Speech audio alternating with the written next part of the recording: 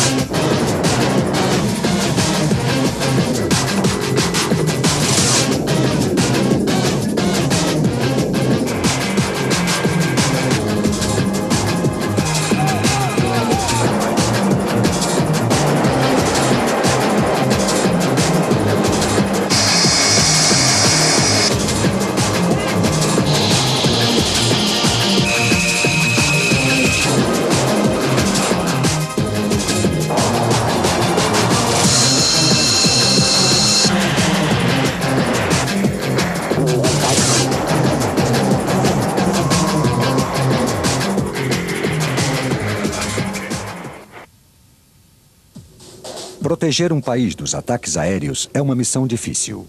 Proteger a todo um continente representa um desafio único.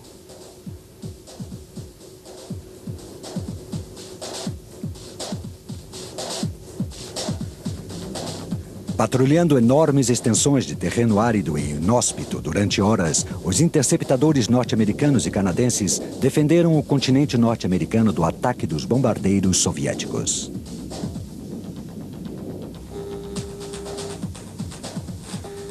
Esta prontidão foi mantida em todas as horas, todos os dias do ano, por quase 50 anos.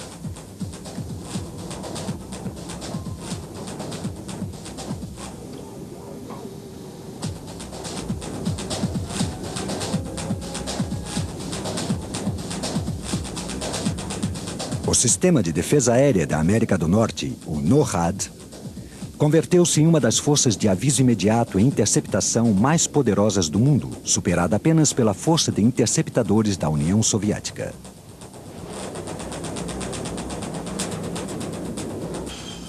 As árduas exigências operativas obrigavam os caças do NORAD a estar na vanguarda do desenvolvimento aeronáutico. Os modernos caças supersônicos como Eagle ou Hornet em nada se parecem aos primeiros caças que defenderam a América do Norte.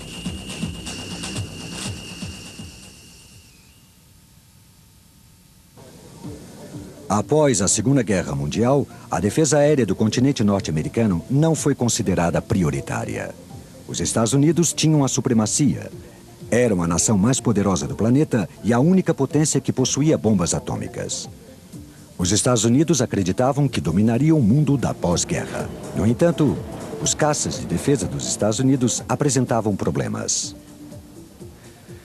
Criada em 1946, o Comando de Defesa Aérea da US Army confiava nos caças com motor a pistão da Segunda Guerra Mundial. Aos caças P-51 Mustang e P-47 Thunderbolt foram acrescentados os noturnos P-61 e também os caças a jato P-80 Shooting Star. No entanto, os Estados Unidos saíram da sua autossuficiência. Em poucos anos, a União Soviética desenvolveu enormes bombardeiros intercontinentais que também eram capazes de atacar as cidades norte-americanas com bombas atômicas.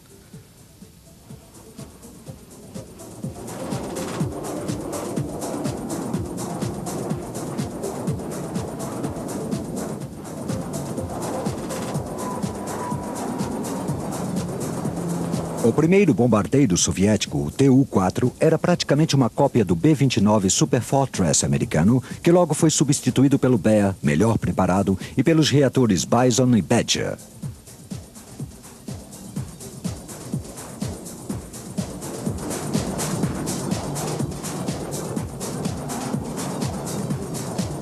Além de um grande carregamento de bombas convencionais, podiam transportar armas atômicas ou de hidrogênio capazes de destruir grandes cidades de um só golpe. A missão dos caças norte-americanos era deter os bombardeiros soviéticos.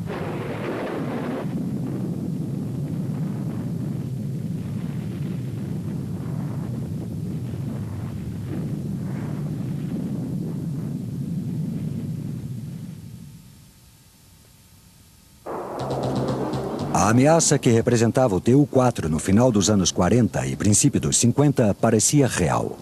As forças aéreas norte-americanas e canadenses criaram 4 caças para contrabalançar.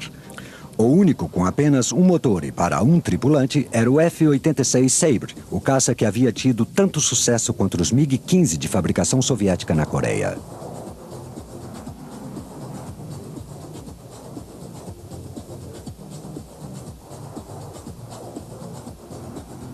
Os interceptadores estavam preparados para decolar após 3 minutos de aviso. Sua missão consistia em detectar, identificar, interceptar e destruir. Esperava-se que os aviadores realizassem estas funções com a ajuda das estações de interceptação em terra, as GCI. Durante os exercícios contra os bombardeiros SAC, o piloto era informado por rádio da velocidade, altitude e direção do alvo. O sistema GCI foi idealizado para dirigi-lo numa rota de colisão a uma distância visual do alvo. Sob o bombardeiro, podia atacar com metralhadoras, foguetes e mísseis.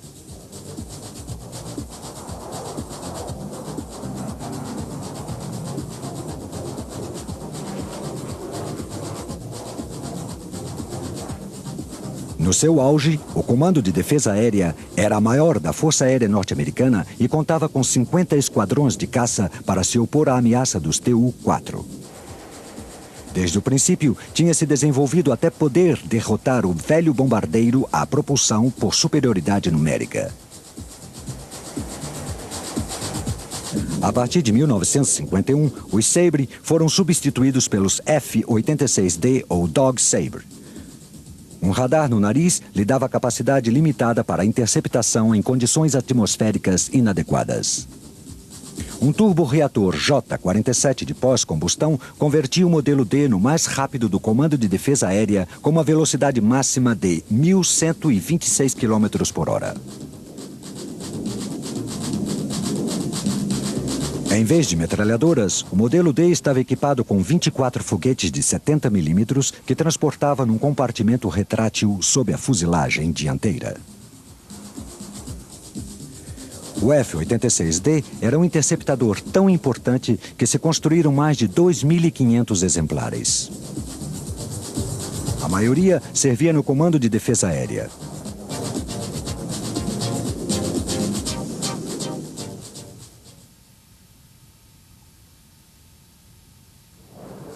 Os 3 interceptadores restantes eram caças bimotores com asas retas. O pior era o F-89 Scorpion. Apesar de pouco potente, tinha um grande raio de ação e estava fortemente armado. Um primitivo radar de interceptação aérea, controlado pelo observador de radar traseiro, era o melhor que podiam ter.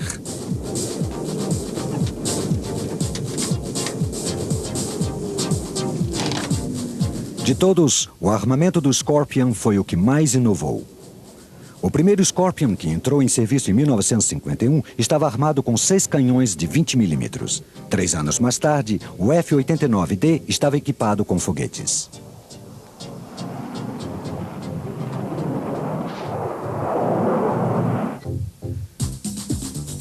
Os mísseis chegaram com o F-89H, que transportava 6 mísseis AR Hughes Falcon, guiados por infravermelho e mais 42 foguetes.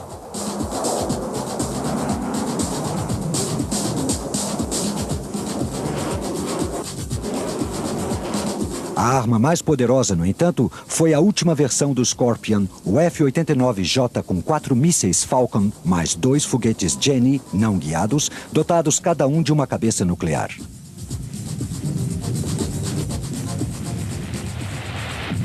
O Canadá contribuiu com a defesa aérea norte-americana nos anos 50 com o CF-100.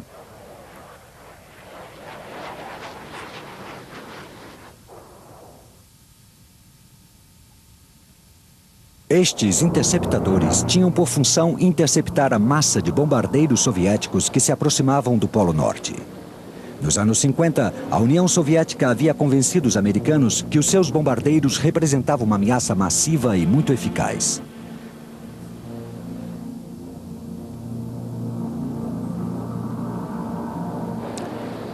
Esta ameaça aumentou consideravelmente nos anos 60 com o desenvolvimento dos mísseis de cruzeiro, que permitiam que os bombardeiros atacassem a uma distância prudente.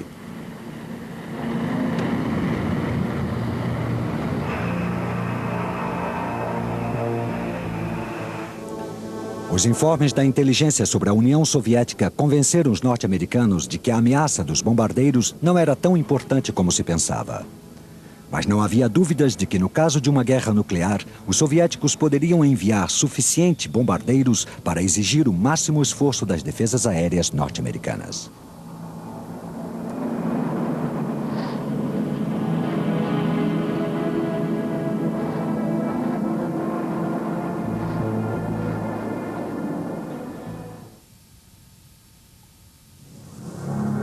Apesar de que haviam milhares de interceptadores em serviço, seriam praticamente inúteis se o sistema aéreo não pudesse detectar a chegada dos bombardeiros soviéticos.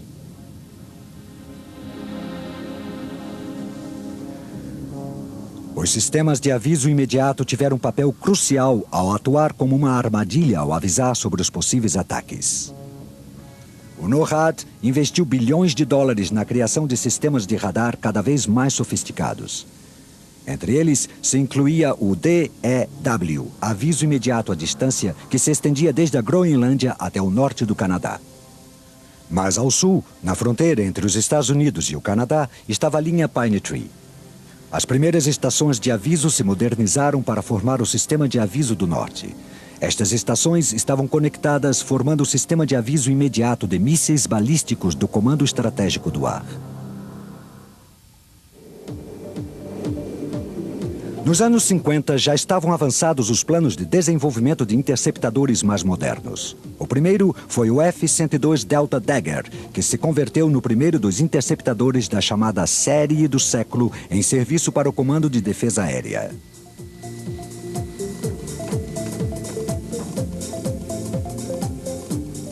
Em 1956, depois de um prolongado e difícil desenvolvimento, entrou em serviço o primeiro caça Delta supersônico operativo do mundo, o F-102, cuja força aumentou rapidamente, de modo que em 1958 já havia mais de 600 em serviço, ou seja, mais da metade de toda a força de interceptadores.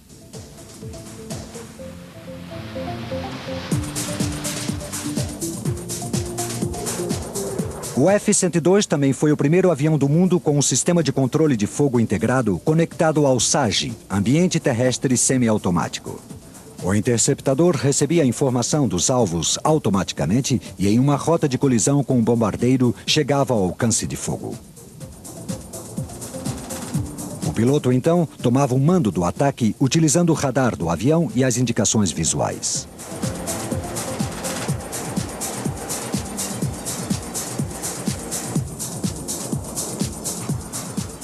Seu armamento consistia em 6 mísseis Falcon transportados internamente para diminuir a resistência do ar.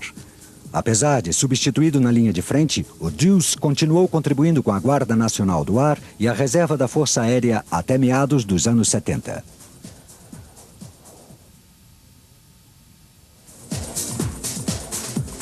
O segundo interceptador da série do século que serviu no Comando de Defesa Aérea foi o F do Ar e a Reserva da Força Aérea até meados dos anos 70.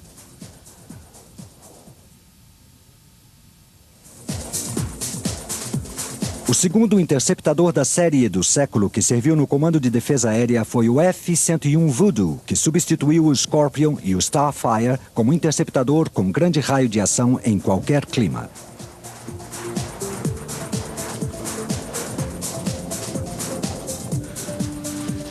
O Voodoo desenvolveu-se a partir do monoplace XF-88, um caça com grande raio de ação que visava escoltar os bombardeiros estratégicos. Seu desenho foi aproveitado para o F-101, um monoplace maior que servia como caça-bombardeiro de ataque nuclear e como avião de reconhecimento.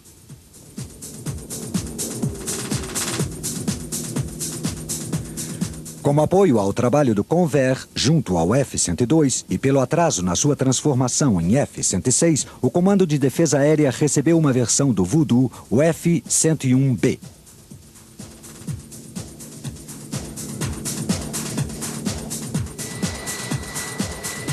Como o F-102, o F-101B tinha um sistema complexo de controle do fogo, o MG-13, conectado ao sistema SAGE de controle de terreno. O Voodoo entrou em serviço em 1959. O Canadá também o utilizou depois de cancelar o seu próprio programa para criar um interceptador com grande raio de alcance, o Arrow. O Voodoo estava armado com 4 mísseis. Estes eram transportados num compartimento com uma porta giratória. De um lado, 2 foguetes Jenny com cabeça nuclear. Do outro, 2 Falcon de curto alcance simultaneamente disparados.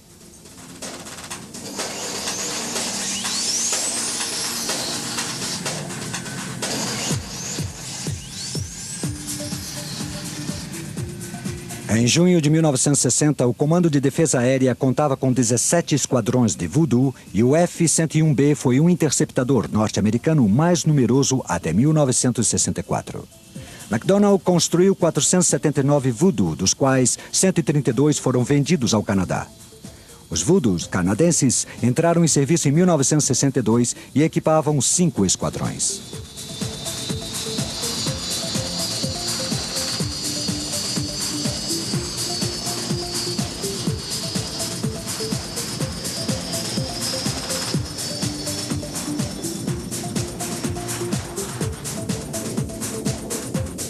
O Voodoo era rápido, tinha grande raio de ação e era cômodo. No entanto, também tinha alguns aspectos negativos. A elevação da cauda acabou causando alguns acidentes. O seu complexo sistema de controle de fogo era difícil de dominar. Tinha a capacidade de disparar automaticamente os foguetes nucleares Jenny, fazer o avião virar em uma manobra evasiva e detonar a cabeça nuclear no momento oportuno.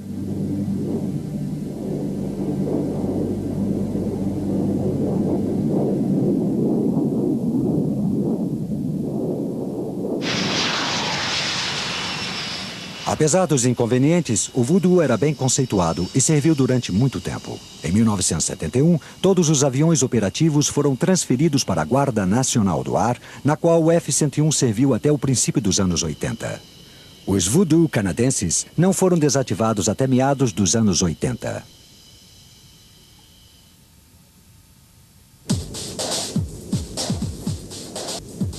Em 1958, o Comando de Defesa Aérea foi o primeiro operador de caças Mach 2 em todo o mundo com o F-104 Starfighter do 83º Esquadrão de Caças Interceptadores na Califórnia.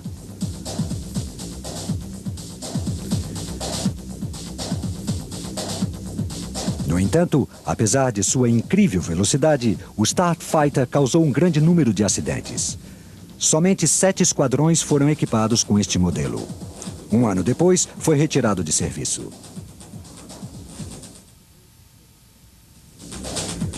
O melhor interceptador dos anos 70 e o último caça da série do século foi o F-106 Delta Dart. Um caça que oferecia o melhor rendimento entre os novos modelos do Comando de Defesa Aérea, mas seria o último avião desenhado apenas como interceptador.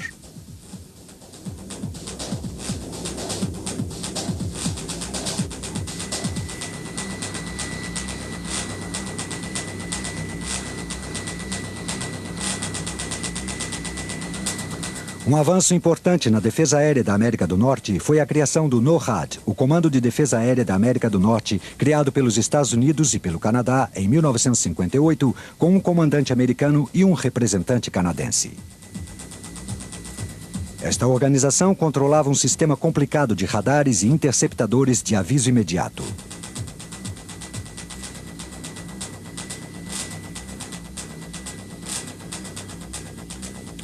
O F-106 desenvolveu-se a partir do F-102 com um sistema de controle de fogo melhor e motor novo, o Pratt & Whitney J-75. Com uma propulsão 50% superior à do turborreator J-57 do Delta Dagger, o J-75 dava ao F-106 uma velocidade máxima de Mach 2.4.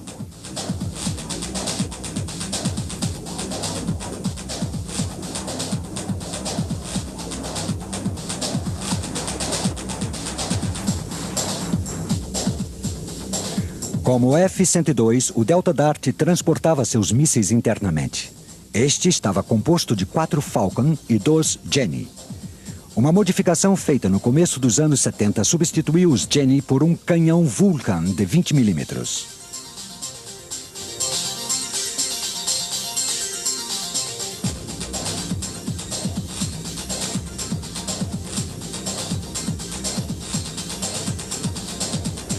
O Delta Dart tornou-se operacional em maio de 1959.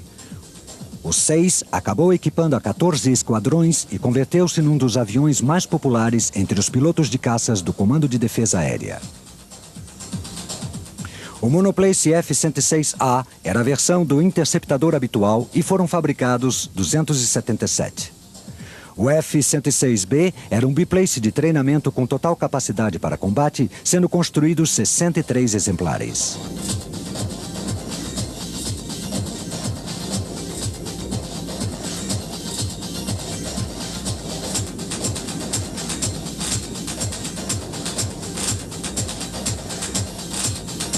O F-106 foi o interceptador norte-americano que esteve mais tempo em serviço. Durou 28 anos, mais que o próprio Comando de Defesa Aérea, cujo nome mudou para Comando de Defesa Aeroespacial, sendo desativada em 1980.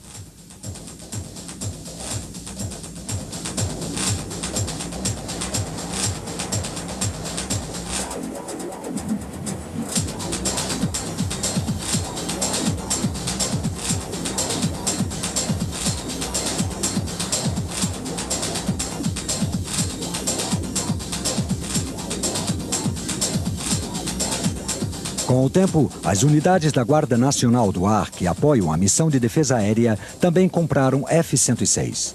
Depois que foi retirado de atividade, o Delta Dart teve uma segunda carreira muito ativa com os Weekend Warriors.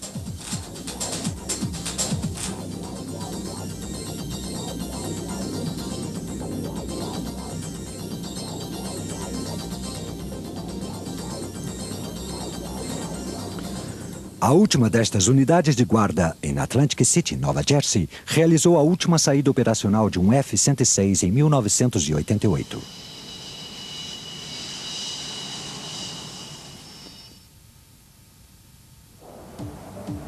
A partir de 1978, o Delta Dart começou a servir com outro avião da McDonnell de St. Louis, o F-4 Phantom, um veterano do Vietnã que adquiriu também a função de servir como interceptador até 1990.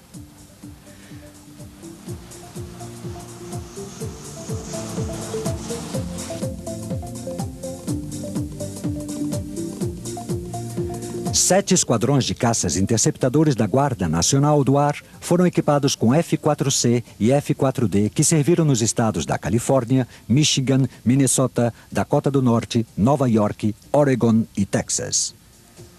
Outros 17 esquadrões da Guarda Nacional do Ar usaram os Phantom como caças táticos. Alguns, como os da Guarda do Havaí, tinham como missão a defesa aérea.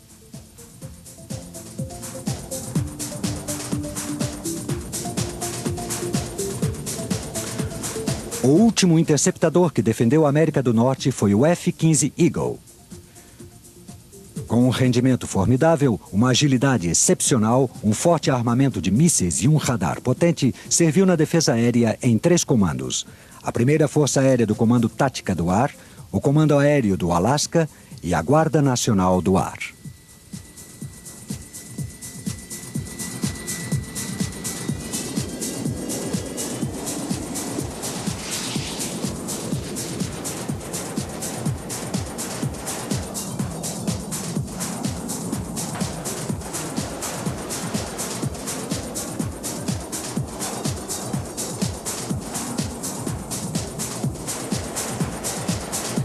Durante um tempo, os 4 esquadrões de caças interceptadores da linha de frente equipados com F-15 tiveram uma missão em comum, além das de defesa aérea.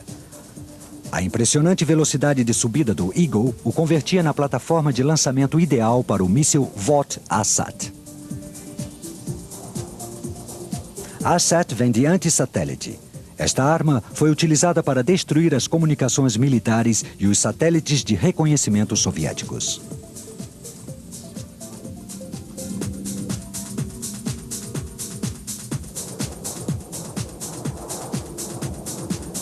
Na linha de frente de uma confrontação com a União Soviética estariam os Eagle da base de Elmendorf, no Alasca. Realizaram interceptações regulares de bombardeiros soviéticos Bear, equipados com mísseis, além de aviões de reconhecimento Bear e Badger.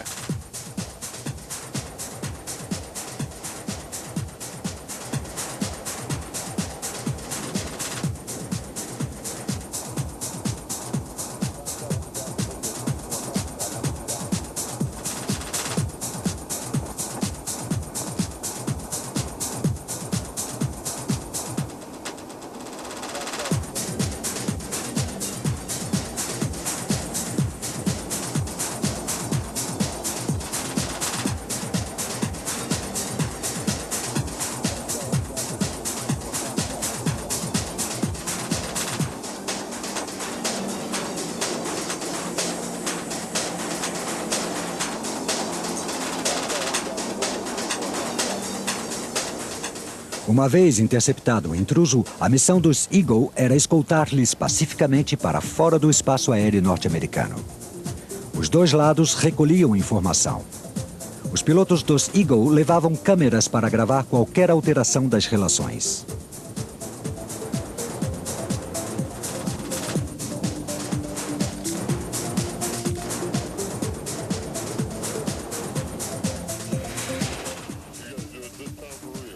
Intel, continue em contato.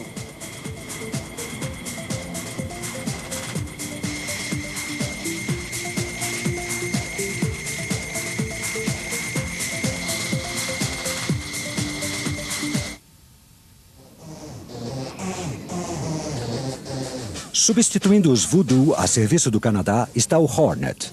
Como a defesa aérea era uma missão prioritária, foram modificados pela inserção. Substituindo os Voodoo a serviço do Canadá está o Hornet. Como a defesa aérea era uma missão prioritária, foram modificados pela inserção de um potente refletor na fuselagem dianteira para interceptações noturnas.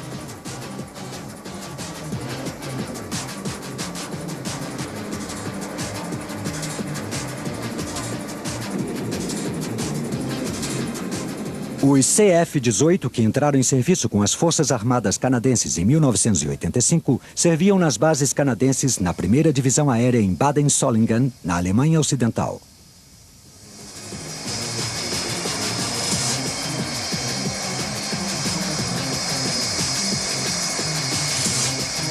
Com o fim da Guerra Fria, as unidades com base na Europa regressaram e a força de CF-18 reduziu-se a 4 grandes esquadrões, cuja função é passar 6 meses como parte do compromisso com o Canadá pelo NORAD e outros 6 meses como unidade ar-superfície preparada para mobilizar-se no exterior.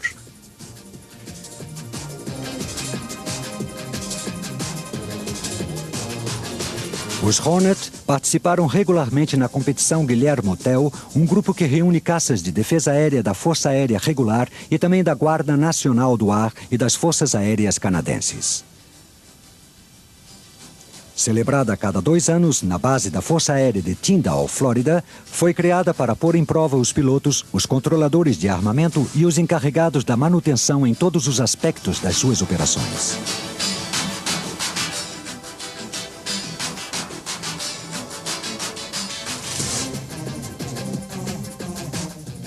Uma das provas principais é o tempo de reação dos pilotos.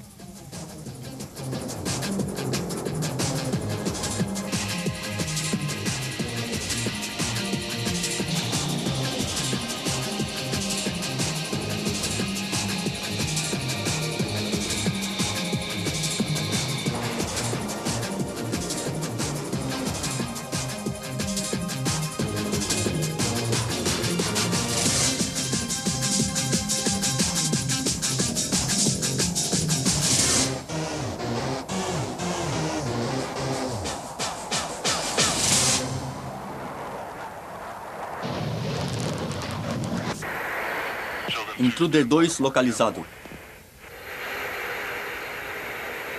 Intruder 2 pronto. Marcar.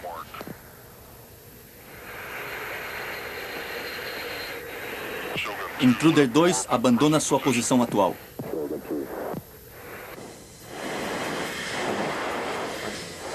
Os controladores de armamento dirigem os interceptadores aos seus alvos.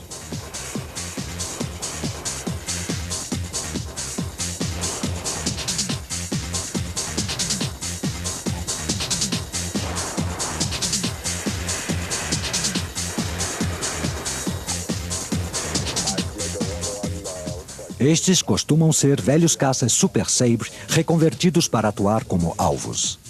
Estão equipados com queimadores especiais de propano que aumentam o seu sinal de infravermelho para os mísseis guiados pelo calor.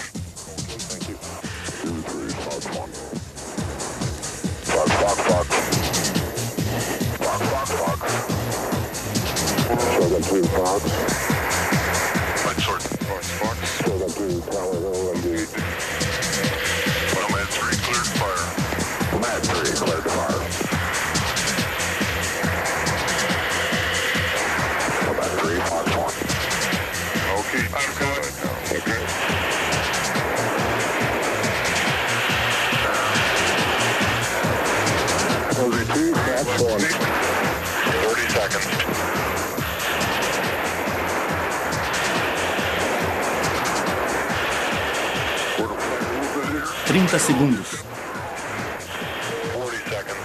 40 segundos. 42.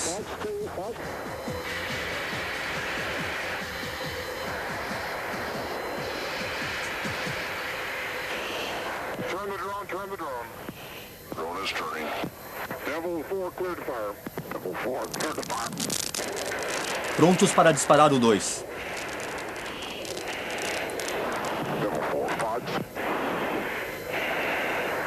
Volta em redondo. Voltando. Disparado número 4. Perfeito.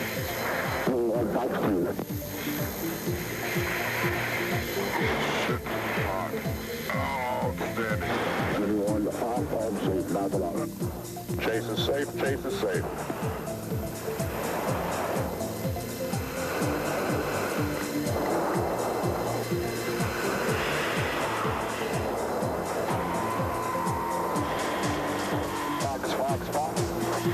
Turn the drone.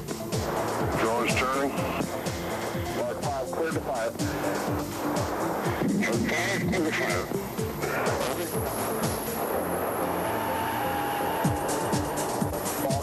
Fox. Hit it.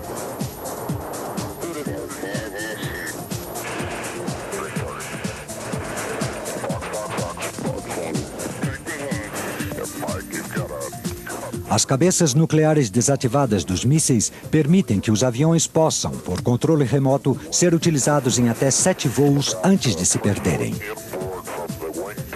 As 3/4 partes da asa foram atingidas. Bom, esse a gente pode dar por perdido.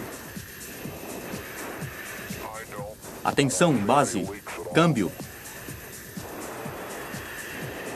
Aqui é a torre de controle. Ao leste tem outro alvo para destruir.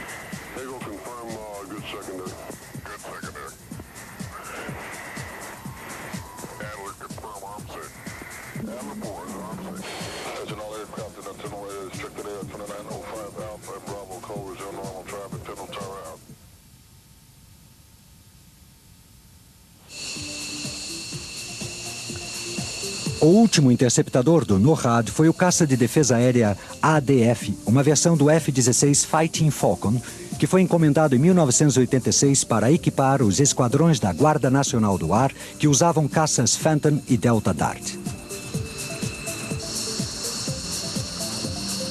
Modificado a partir do F-16A, o ADF diferencia-se dos F-16 por pequenas antenas de rádio na frente do cockpit e uma pequena e potente luz de identificação no lado de bombordo da fuselagem para interceptações noturnas.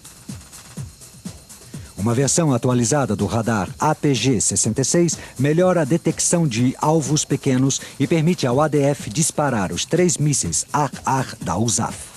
O Sidewinder de curto alcance, o Sparrow semiativo de médio alcance e o ANHAM guiado.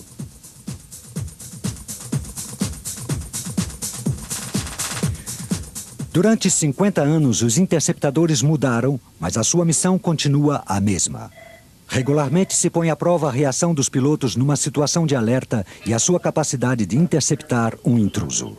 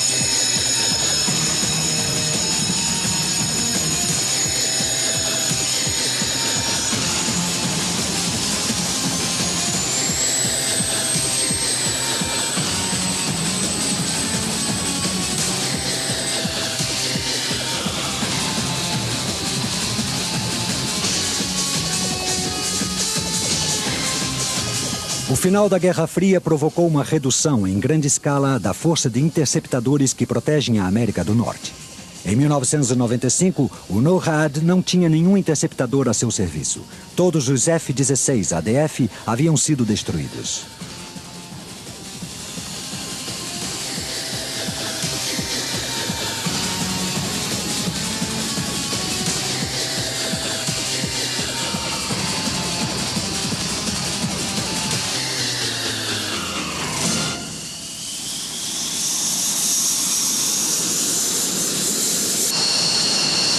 Em seu lugar, estão os aviões das unidades da Guarda Nacional do Ar, como o F-16C da Guarda de Nova Jersey, com base em Atlantic City. Os F-16C são mais flexíveis, podem realizar missões de interceptação, além de missões especializadas como ataque ar-superfície ou a supressão de defesas.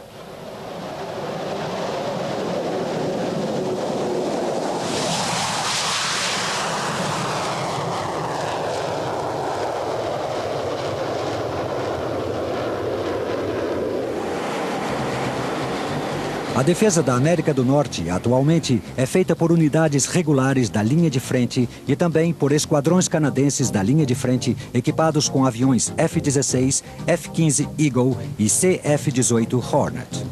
Apesar de praticar regularmente missões de defesa aérea, as probabilidades de interceptar um bombardeiro Bear soviético são poucas.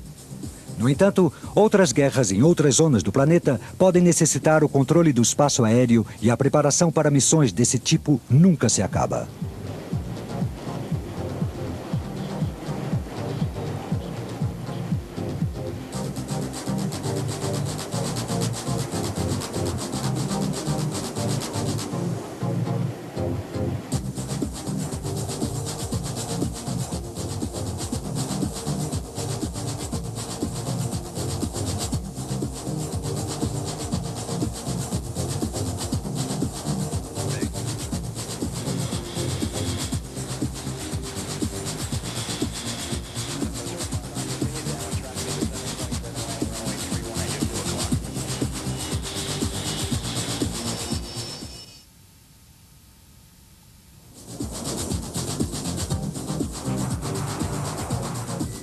Proteger a América do Norte durante a Guerra Fria criou uma série de interceptadores de alto rendimento que podiam contactar com sofisticados sistemas de controle e aviso imediato. Segundo um piloto de um interceptador durante a Guerra Fria, só a determinação para estar preparado para o imprevisível lhes dava a esperança de que nunca aconteceria uma guerra nuclear. Por quase 50 anos, foram os interceptadores que desempenharam um papel vital para evitar essa guerra.